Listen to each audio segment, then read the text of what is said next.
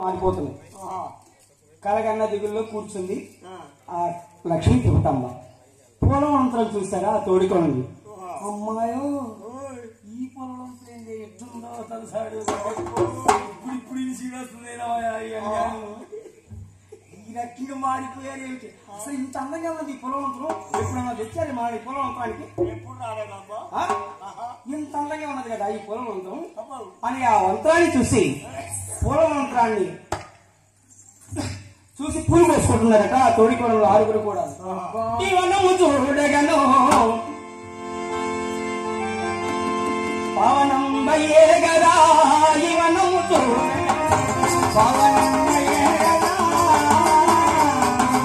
ఇవనముతో పాటి ఏవనము లేకపోతే ఇవనము చూడగను పవనం బయ్యే గదా మల్లెలు గంధాలు